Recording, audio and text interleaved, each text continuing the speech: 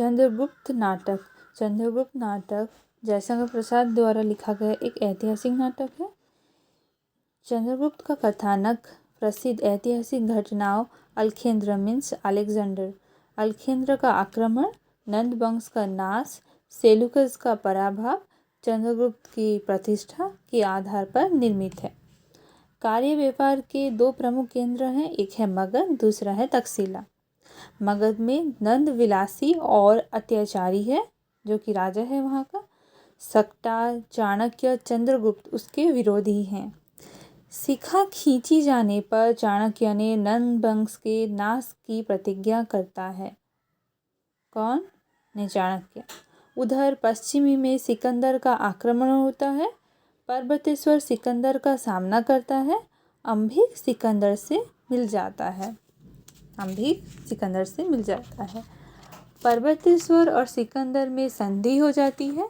तक्षशिला के गुरुकुल में चंद्रगुप्त, मालवा राजकुमार सिंहरण, गांधार का राजकुमार अंबिक और राजकुमारी अलका तथा चाणक्य एक दूसरे से परिचित हो चुके हैं। चाणक्य की नीति के परिणाम स्वरूप मालवा राजकुमार सिंहरण तथा शूद्रक गणराज्य मिलकर चंद्रगुप्त के नेतृत्व में अल्केंद्र का भीषण प्रतिरोध करते हैं। वह घायल हो जाता है और लौट जाता है।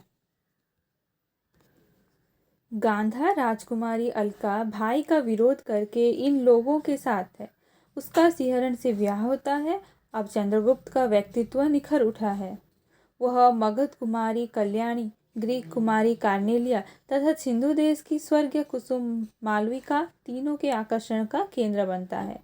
चाणक्य आधे मगध का लोभ देकर पर्वतक को अपनी ओर कर लेता है।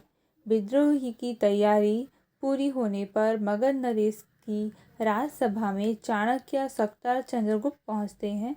नंद का एकमात्र सहायक मंत्री राक्षस चाणक्य की कूटनीति तथा नंद की मूर्खता के कारण नंद द्वारा पहले ही बंदी बना लिया गया है।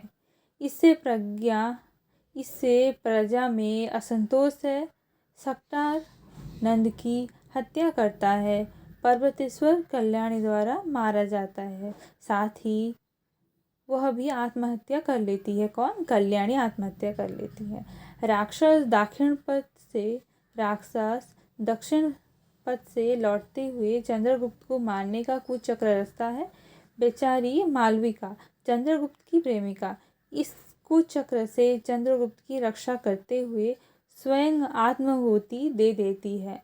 सेल्यूकस भारत पर आक्रमण करता है। अंबिक चंद्रगुप्त से मिल जाता है। सेल्यूकस हार जाता है। उसकी पुत्री कार्नेलिया और चंद्रगुप्त का विवाह होता है। राक्षस प्रधान मंत्रित्व ग्रहण करता है। चाणक्य वन में चला जाता है। चंद्रगुप्त प्रसाद की श्रेष्ठ रचना है। कुछ आलोचक इसे ही प्रसाद का सर्वश्रेष्ठ नाटक मानते हैं। नाटक में ईसा पूर्व 327 से लेकर ईसा पूर्व 305 तक लगभग 22 वर्षों का संपूर्ण घटनाचक्र सजीव हो उठा है। प्रसाद ने अपने संपूर्ण कौशल से कथा की एक सूत्र तथा अनुमिति रक्षा की है। घटना बहुलता इस नाटक में भी कम नहीं है। चंद्रगुप्त के राज्यारोहण के साथ ही यदि नाटक की समाप्ति हो जाती तो सुंदर होता। नाटककार ने चंद्रगुप्त के पूर्ण उत्कर्ष के लिए सेल्यूकस विजय की घटना को अनिवार्य मान लिया। पात्रों में अंतर्द्वंद्व इसमें भी दिखाया गया है। युग युग के सूखे चाणक्य को हृदय प्रदान कर प्रसाद ने अपनी सहृदयता का परिचय दिया है। शास्त्रीय दृष्टि से नाटक भारतीय आदर्शों के अधिक अनुकूल है।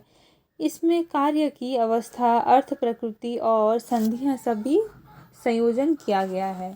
रस की दृष्टि से वीर प्रधान तथा श्रृंगार सहयोग रस है। नाटककार ने ऐतिहासिक दृष्टि से नाटक को पूर्ण बनाने की चेष्टा की है। फलतः घटना प्राचुर्य है। काल संकलन पर ध्यान नहीं दिया गया। वस्तु योजना में शिथिलता आ गई है। 4 अंकों में प्रत्येक अंक का घटना चक्र अनेक स्थानों से संबंध किया गया है। अतः वस्तु विधान बिखरा सा लगता है। शास्त्रीय दृष्टि से नायक चंद्रगुप्त है। नायिका का प्रश्न अत्यंत जटिल है। शास्त्रीय परिभाषा के अनुसार कार्नेलिया नायिका है। कल्याणी की सहसा आत्महत्या कराकर कार्नेलिया को इस पद का अधिकारी बनाया गया है। पात्रों का अंतर्द्वंद उभर नहीं पाया। राष्ट्र की भावना पर नाटककार ने पर्याप्त बल दिया है। राष्ट्रीयता की भावना पर नाटककार ने पर्याप्त बल दिया है। यह था चंद्रगुप्त नाटक का सारांश। इतना ही, धन्यवाद।